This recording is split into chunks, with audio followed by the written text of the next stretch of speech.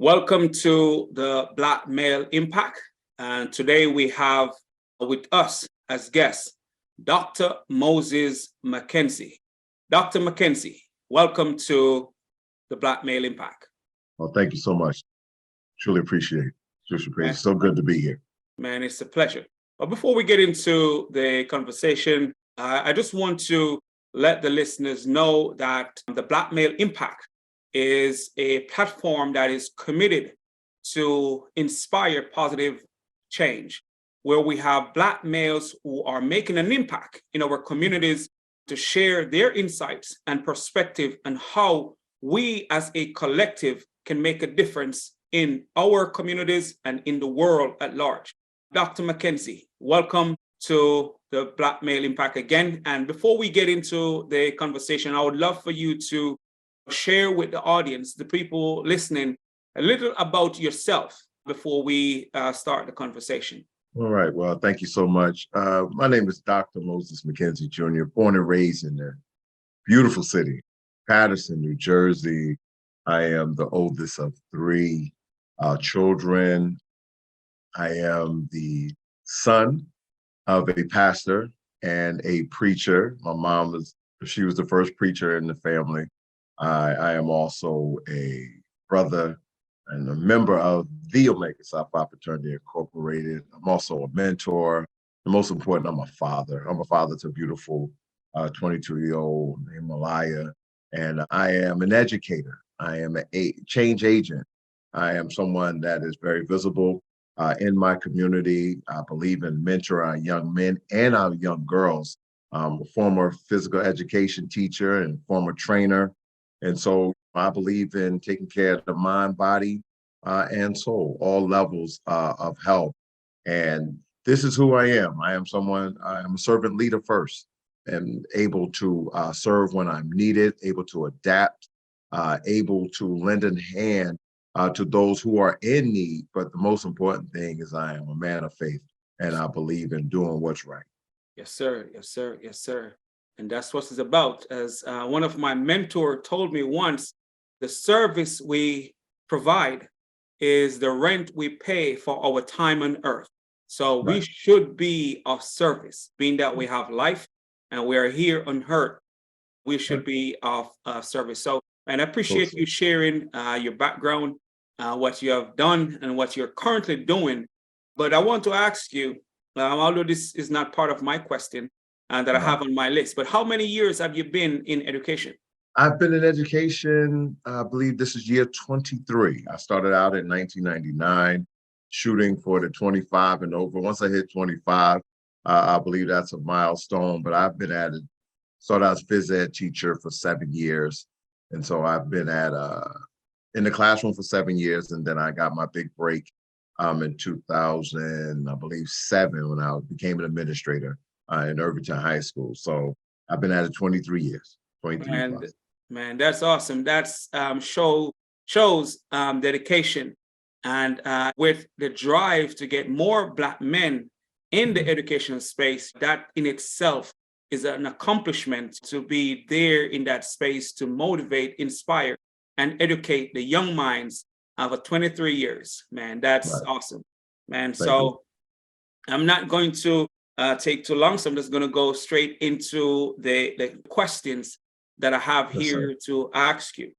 So my first question to you is, what is the mindset that it takes to make a positive impact? Okay, well, that's a good question. The mindset that I believe you should have, a mindset that you're very focused. You need to know what you're going to do and how you're going to do it.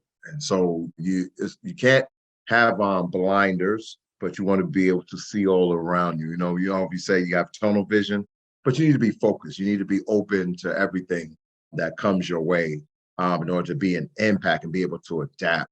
You also have to have a learning mindset. You have to be willing to learn new things. It's just like teaching. We've moved from paper and pen. Now we have technology.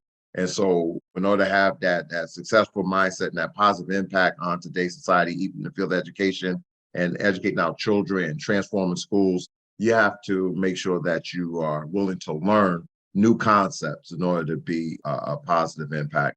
And the last one I have, goal setting. You got to set a goal.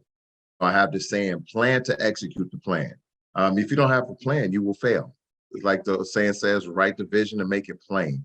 And I believe once you have those three things, once you are focused, you have a learning mindset, and you have a goal setting approach, you will make a positive impact.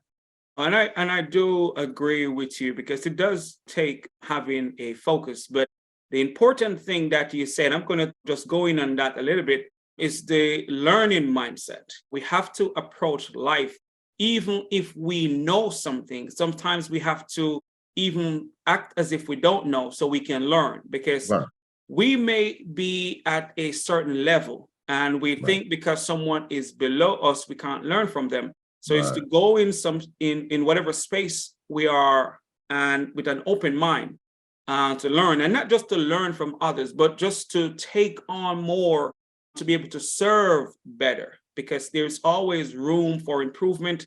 And as you mentioned, with change in our communities or in the world, we right, have to be open to learning, right. and if we're thinking about making a positive impact. Good. So I really appreciate, having focus, be able to learn more, and have a goal focus, Right. goal-oriented mindset. Because if you don't know where you're going, you may end up somewhere that you don't want to go. You don't want to go where you don't want to be. Yes, We all listen. I've been there. So you got to have that goal mindset. Is definitely number one for sure. yes, sir. I appreciate that.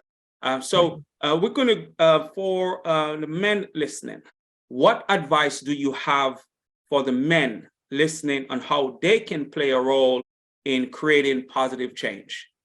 In order to create positive change, you got to change your thought process. You got to change your thought process. You may say, well, what do you mean, Doc? The way you look at the situation, the way you look at your environment, your thought process should change. Not every approach fits a certain situation. You have to look at the situation, analyze it. Mhm. Does my mindset or my thought process help, or can I adapt or affect this situation? What you want to do is be transformational.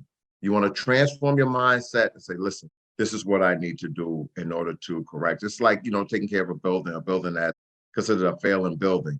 In order for you to get that building out of failing status, you have to have a transformation mindset. You have to transform everything from culture and climate to staff buy-in, even to the kids, the way you handle discipline. So you want to make sure that you're transforming your thought process.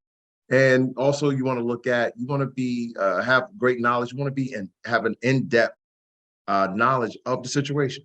So what is the situation that I am handling at this time? So those who are listening, in order to create a positive change, you want to make sure you have an in-depth knowledge of how you want to change. Where do you see your vision? It's just like running a school, running a district. Every school district has a mission, a vision, and you have core beliefs. Okay, so what is your in-depth knowledge when you're approaching a building, or when you are mentoring students? As Black men, how do you see yourself? Do you have deep knowledge of what's going on in today's society? Not just sports, but we're talking politics. We're talking whether you're a Republican or you're a Democrat, but do you have in-depth knowledge of how to adjust, adapt, and curtail your mindset on how to handle situations, especially as being a Black man in today's society? I think those two things are key.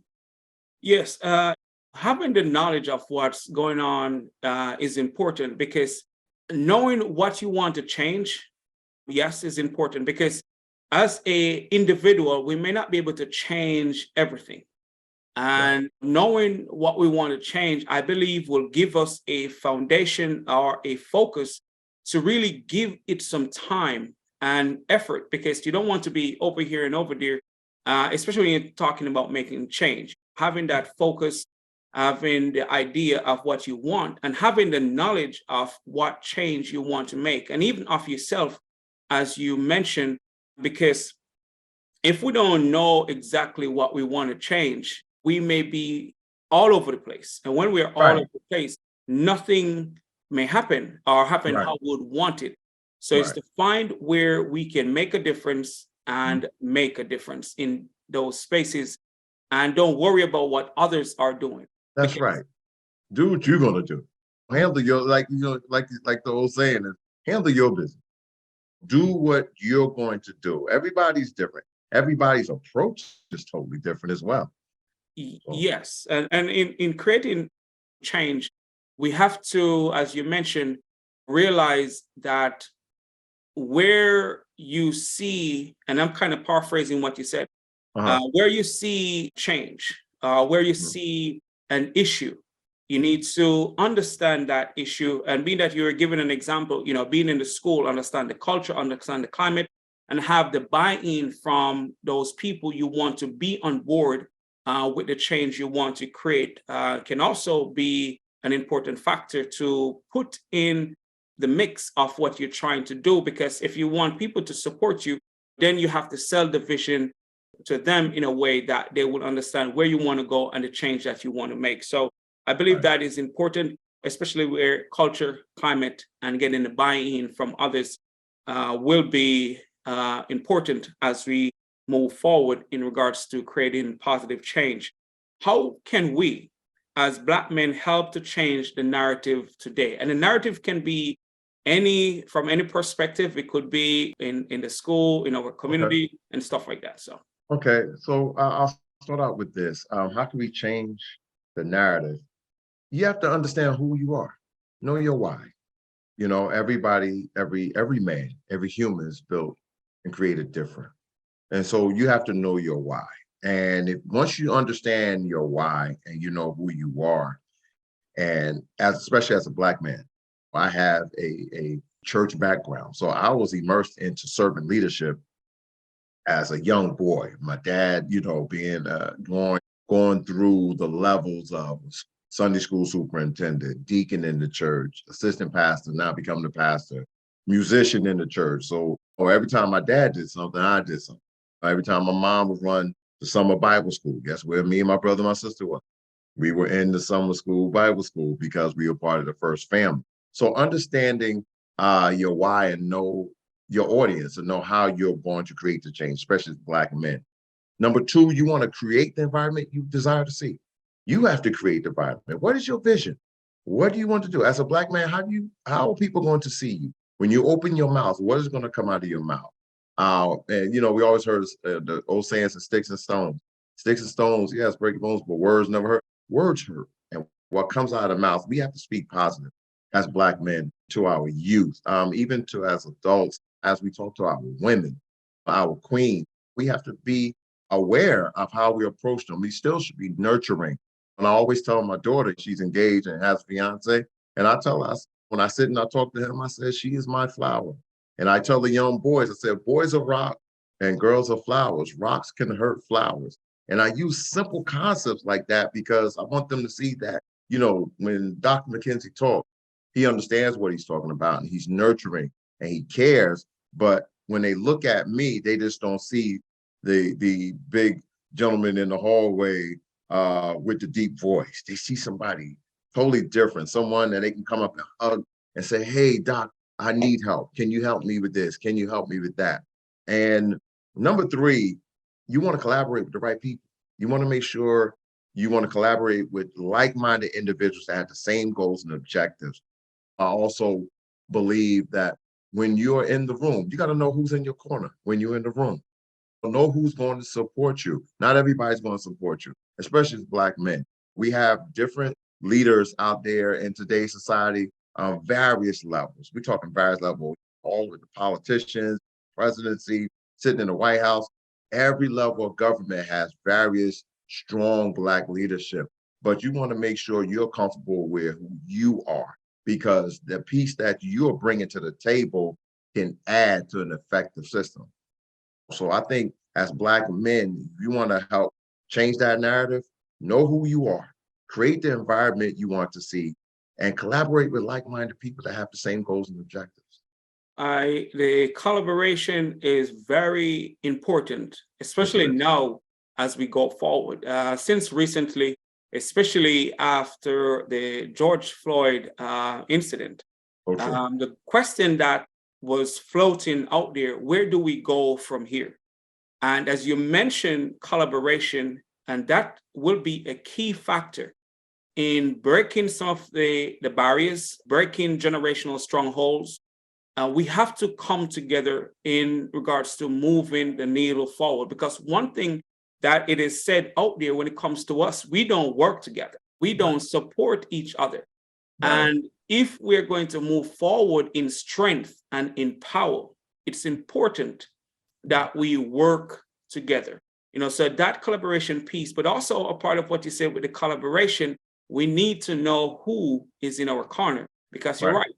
Everybody will not be there to support you. So working with like-minded people is important, because when you don't want to be going one way and then the person that you're trying to collaborate with trying to go the next way. Another way. Right. So it's important to have the like-minded person on board with you, supporting the vision, because to make the impact that is possible, going the right way, like more than one individual on the same frequency, the same vision is important. A greater impact can take place.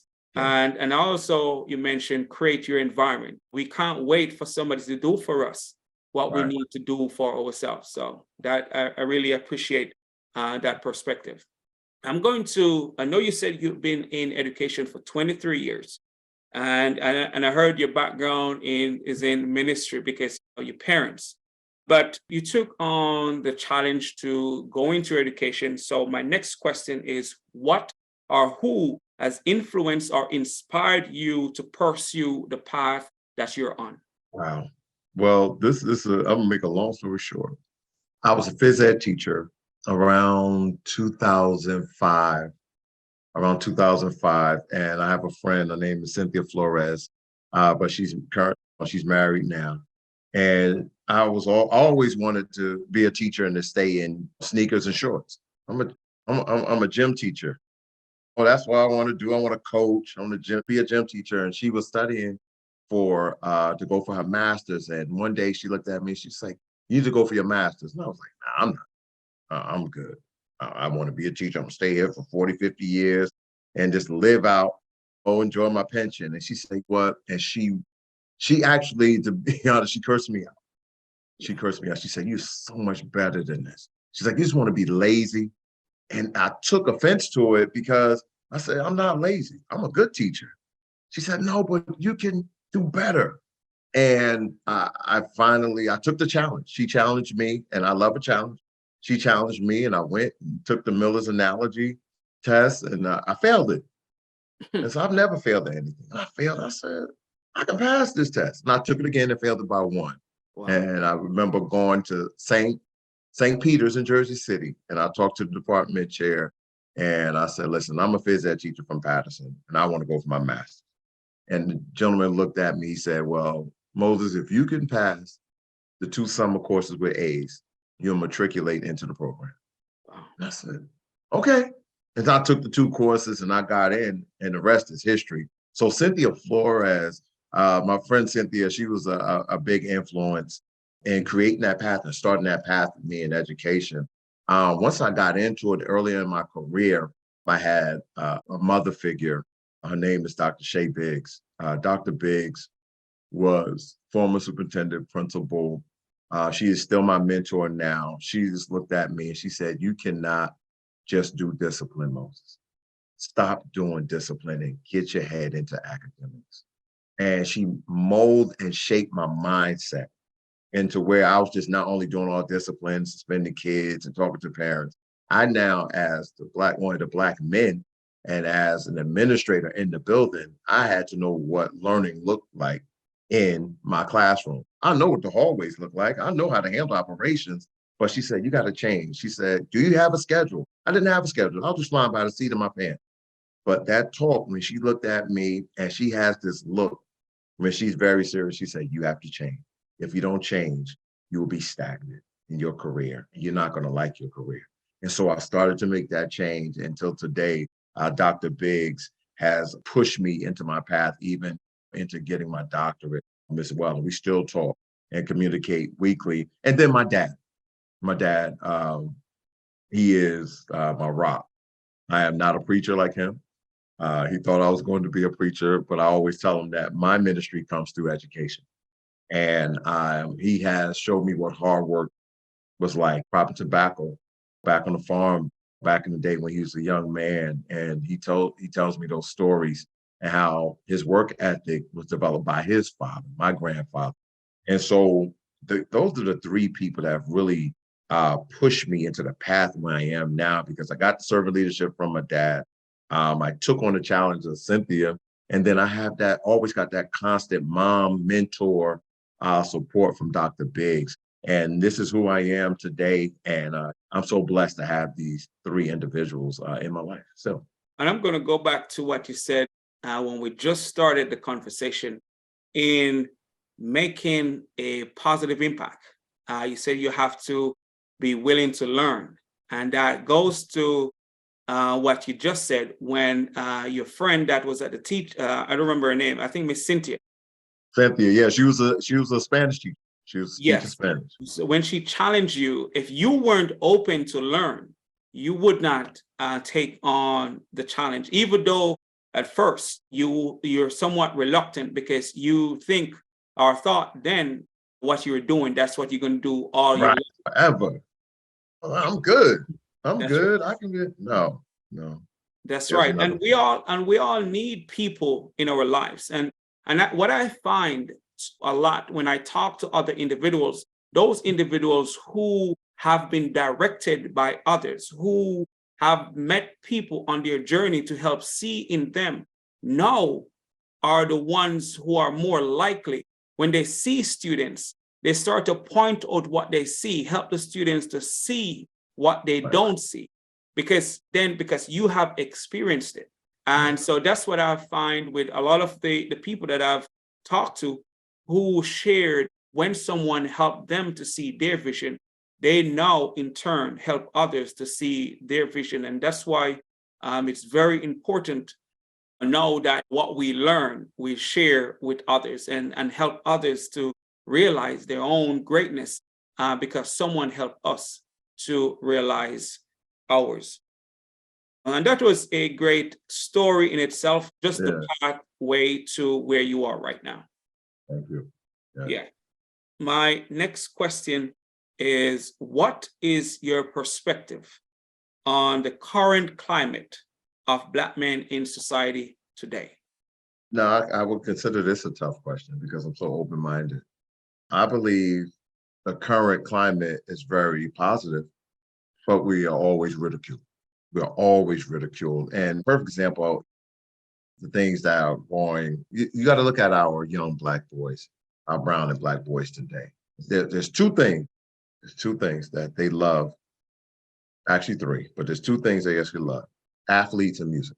And if you look at today's society, they don't know, they're too young to know about Michael Jordan. Michael Jordan is my age. That's our age. But you look at the LeBron, or you look at the young players who are in the NFL right now, and you look at the Kyrie Irving situation, that everybody has their opinion.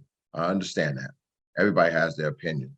But our little Black boys and brown boys are looking at these athletes because this is where they want to be. They want to make that money. Look at the crimes that just Takeoff just got shot for no reason at all in a bowling alley, shooting dice, something like that.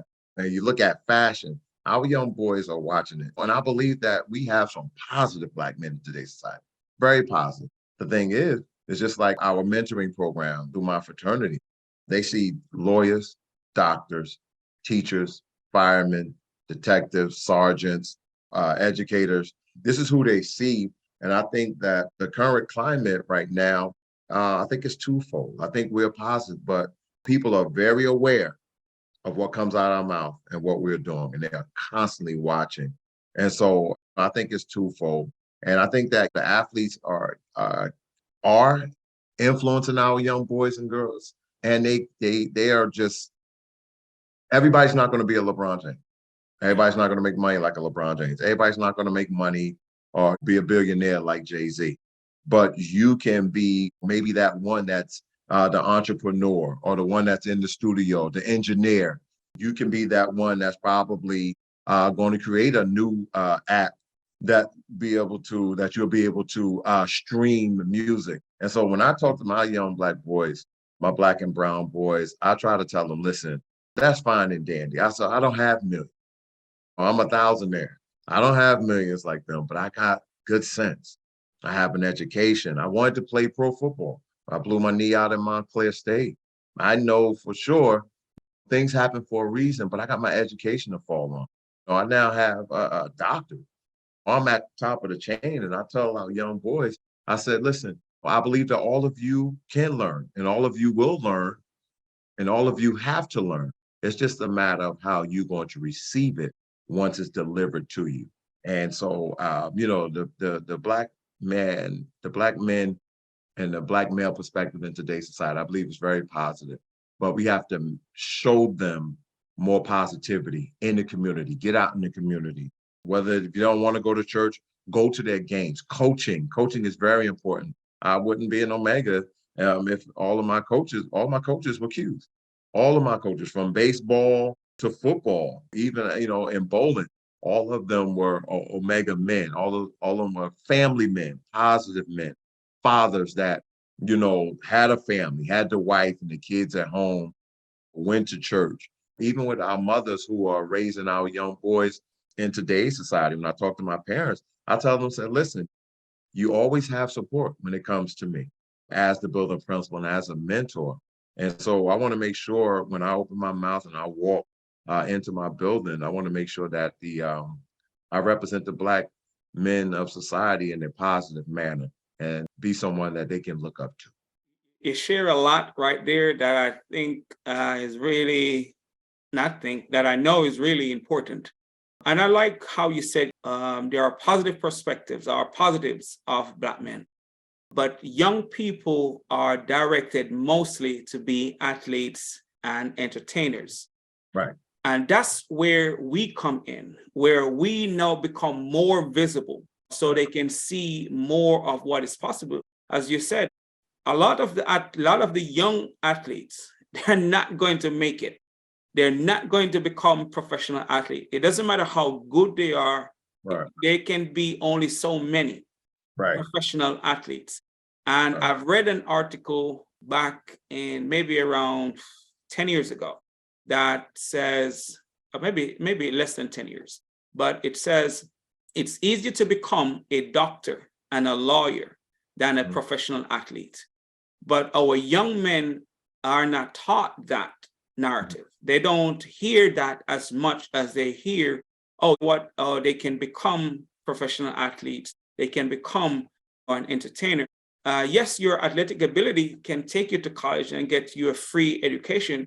And if you so make it to the professional level, you make it. But I do believe if the young men are athletically inclined, take advantage of it, of course, get the education. And if that opportunity comes where they can go professional, professional. Because yes, there are young men with the ability who can make it to the professional level. But if they don't do the work, and now I think some of these pro teams are requiring first year college experience. I think you have to go to college. You have to get first year. They put in a rule, so you have to go. You have to get at least 1 year under your belt. You just can't come out like Moses Malone, Kobe Bryant. They skipped college. They went straight to the pros. Yes. So and I think that one thing will kind of push some of the current young Black men, brown boys and stuff like that, to realize the importance of education. And not only that, too, what I've realized since recently, maybe since 2020 or 2019, that a lot of the professional athletes have been going to school and have been talking about the importance of education. So that goes back to what you said about Black men are being positive, but a lot of times the positive are not highlighted as much as the negative. So we have some work to do.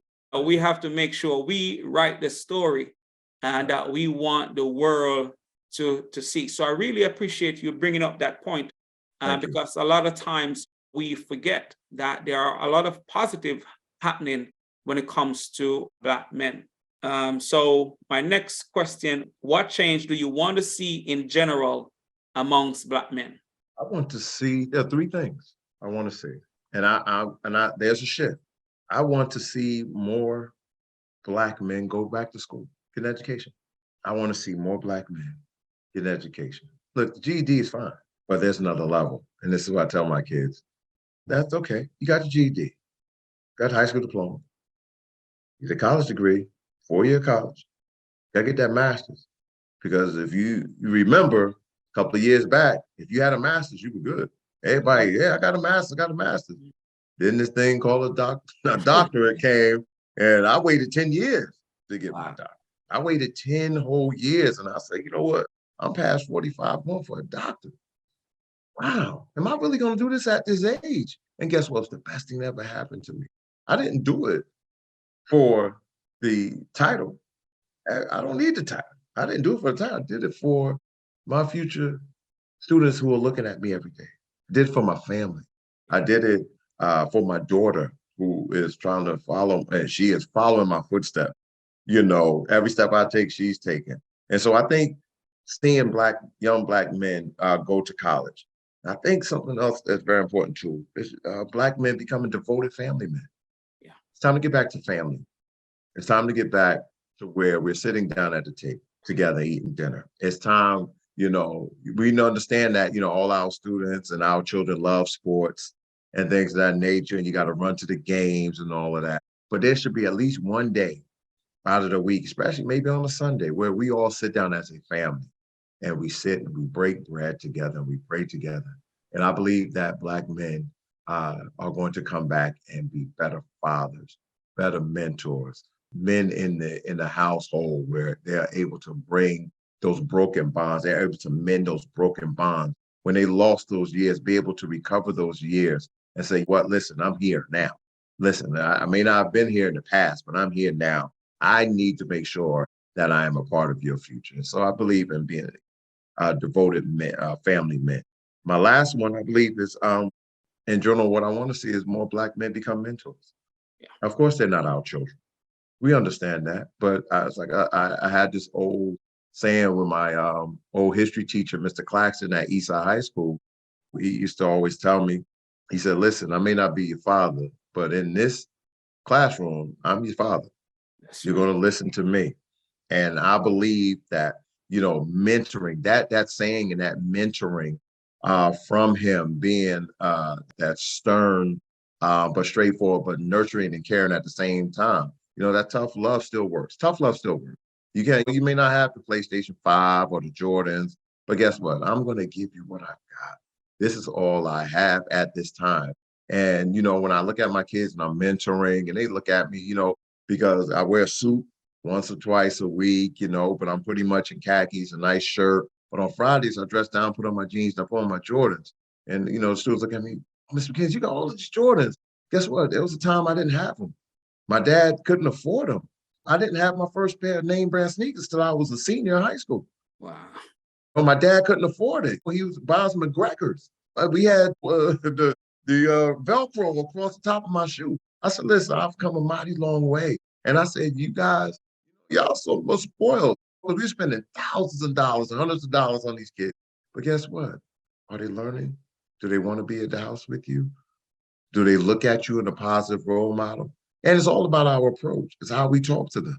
You know, screaming and yelling solves nothing. It solves nothing. But you can calm them down by saying, listen, I'm here for you. You may not want to talk to your mom. You may be able to talk to me. I may have another mentor you'd be able to talk to.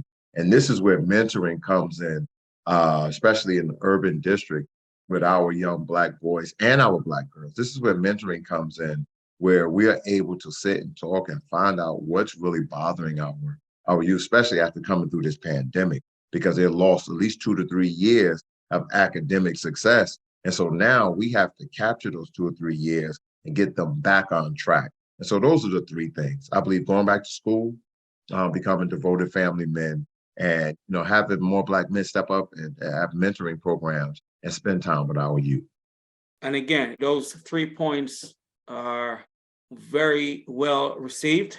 And I think those are 3 pillars that can help us to move the needle forward. Education, learn as much as we can, be in the house, be a Right. family man, be there. Family. Right. So our children can see us as the example of what they can be and what they should be, and be a mentor, be that example, share what we learn Right. with those young people we encounter on our journey every day. So I think those are 3 pillars that can really help to move the needle forward when it comes to us and comes to making a difference in our immediate environment and the world as we go forward as Black men.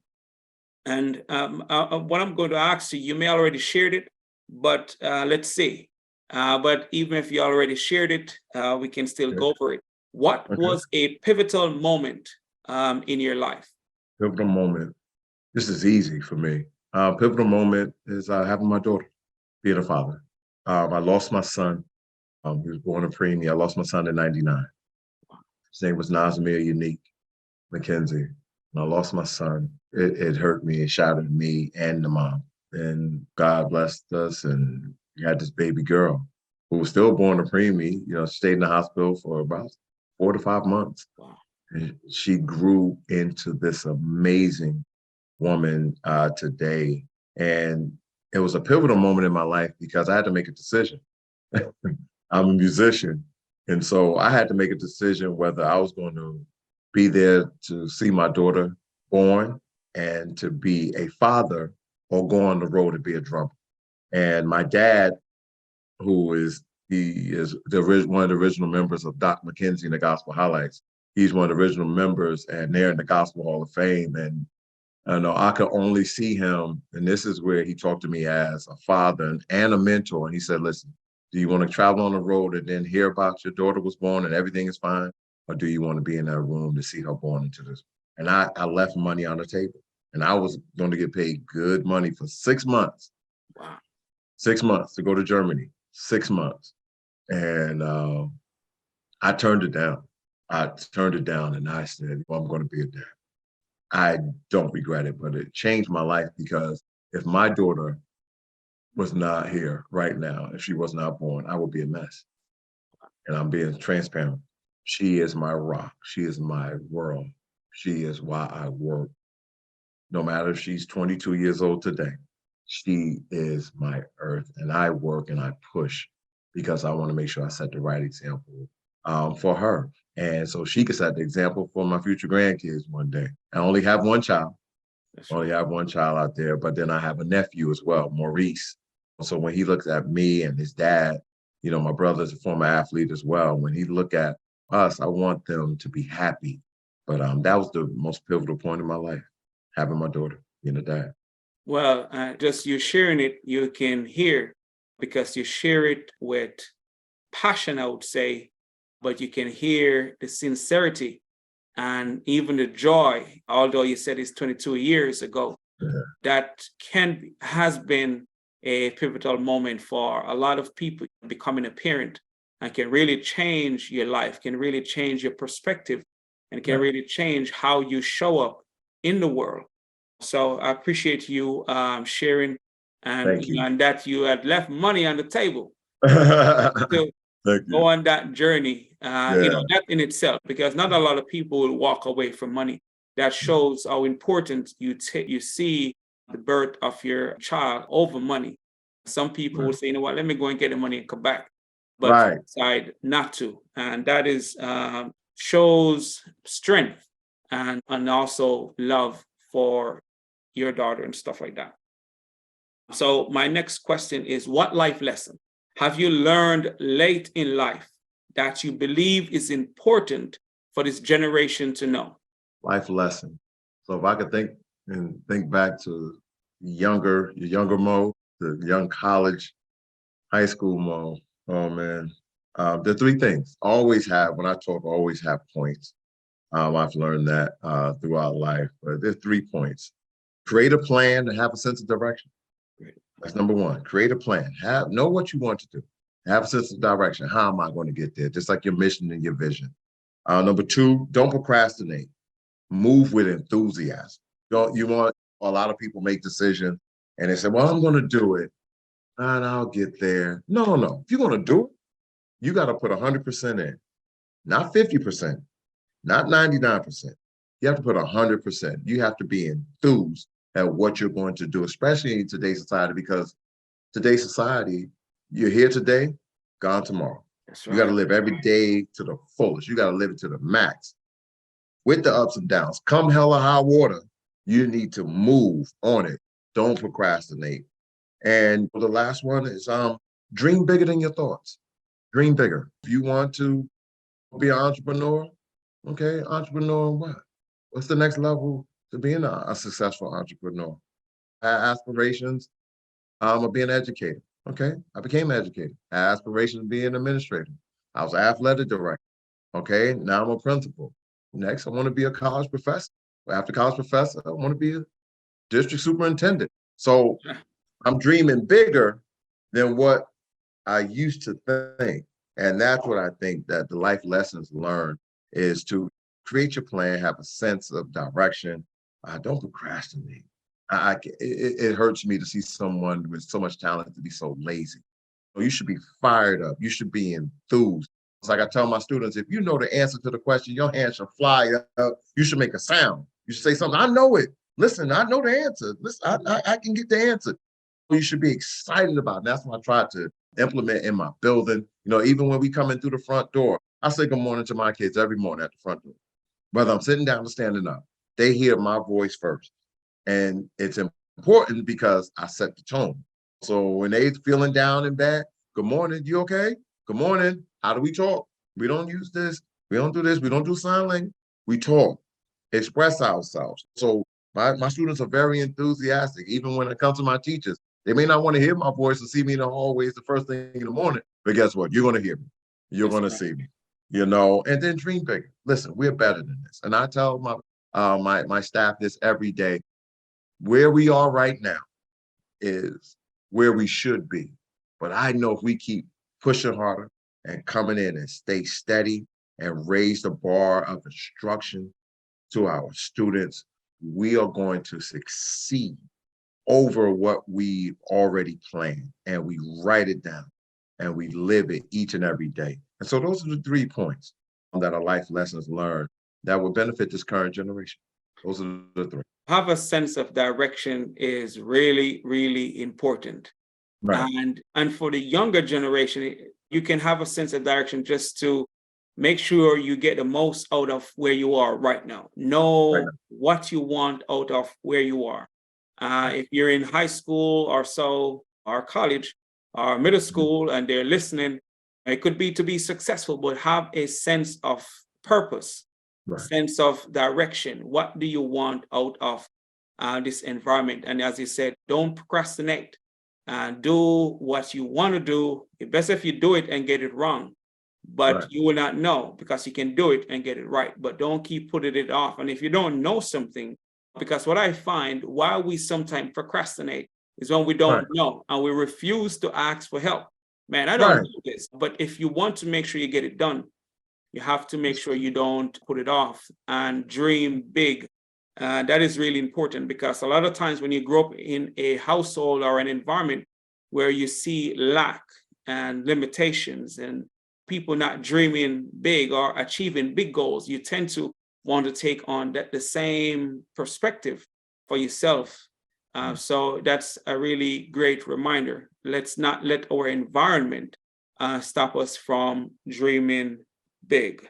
But before I ask my final question, I want to ask you, where can the listeners find and support you, the work that you're doing, contribute to the efforts that you're trying to accomplish? Yeah, well, I have LinkedIn. I have a LinkedIn account that I use professionally. I work in Patterson Public Schools. I am the principal of PS20, where I enjoy my district. I love my district. I've been serving there. I've been back in the district since 2012. And also I have my Instagram is like my personal, but business. I have account as well. I used to have Twitter and Facebook, never had a Facebook, but those are the two places where I'm really honed in on because I get to network and I like to be out in the community. You'll always find me in purple and gold with the Qs, the Brothers of Omega Psi Phi. And so I'm a community man. If I'm not in church, if I'm not playing drums with a band, you can find me in my school educating my students and uplifting my staff and getting out here and serving where I need to serve, boots on the ground. This is what I do, running my PTO meetings, and this is who I am. And I enjoy it. And I enjoy the good days and I enjoy the bad days. And that's one thing that I had to realize. Not every day is going to be good, but we got to be thankful and blessed to see the bad days, because the bad days are the not so good days makes us stronger as servant leaders. So that's where you'll be able to find. Oh man, thanks for sharing that. I will also put a way for them to connect with you in the description as well. Alrighty. Once the video is there where they can watch and rewatch. But there will Thank you. be a link to connect with you in the description. Thank you so My much. final question is, what impact do you want to have on the world? What impact do I want to have on the world? I want to have the impact of starting from the bottom and achieving goals that no one never thought you could achieve. The impact I want to have is inspiring young boys to think about education first before money. Think about your education first before money. The money's going to be there, no matter whether you play in sports or you start a business. But I want to impact the world and impact my society by being the administrator, being the Black man, being the father figure, being a mentor, being a brother of the Omega Psi Phi fraternity, that they said he inspired me to do better. He inspired me to reach beyond my goals. And I actually see it working now, that some of my former phys ed students are now police officers, firemen, teachers. I believe I have at least 4 to 5 staff members who were my student. I was their phys ed teacher. So important about that is I was the tough phys ed teacher. I was the phys ed teacher. I ran my phys ed classes like a military. So you're gonna do my jumping jacks and my push-ups, and then we're gonna start basketball or volleyball. That's who I was. But over time, I had to adapt, I had to change. And so now, the students that I have now, I had their parents. Wow. Back at Kennedy. And so they remember the tough, hard-nosed phys ed teacher, but now they're able to look at this gentleman who is still inspiring, still in education, still firm but fair in my approach, and someone who's nurturing and loving. And so that's how I want to share my knowledge and share my love for education with the world. I want impact the world by being the best I could be as a servant leader, as a change agent, and to continue to inspire our young Black boys and our Black girls and our families in urban, whether they're urban, rural, or suburbs. I just want to be able to people to click on or see me out in public and say, hey, thank you so much, Dr. McKenzie. I appreciate you. That's it. That's all I want. Man, all right. That is great. Leave the world better than you found it. And it's always good, especially you said that you have teachers now working for you that were your students. You have colleagues now that you taught. Right. In It's school. funny. It's a life-changing experience to know, my geometry teacher is now my 8th grade math teacher. I'm his boss now. That's right. Who saw that coming? Just go back and be like, I'm your boss. I don't use the word boss, but I'm your principal now. Like, Yes. You were teaching me geometry back in the 90s, and now I'm inspiring you and observing you as an educator and coming in and doing observations on you. And it's just, life is so short. It's filled with ups and downs and filled with changes. We just have to be able to adapt. Yeah. That's all. And inspire Yes, others at the same time. But Dr. McKenzie, man, it was great having you on the Black Male Impact. Thanks for your insight. Thanks for your perspective. I know that listeners have learned something, and even if it's one thing, but I know it's more than one. But sometimes we only need one thing to really change our life. And so I appreciate you being here on the Black Male Impact Man. Thanks again. And, I'll definitely be reaching out as we go forward on this journey to keep inspiring positive change in our communities, because they need to see us. They need to hear from us. So we're going to keep this going and keep making a difference. Yes, sir. Thank you so much. Be safe. Happy holidays and God bless. Likewise, man. Thank you.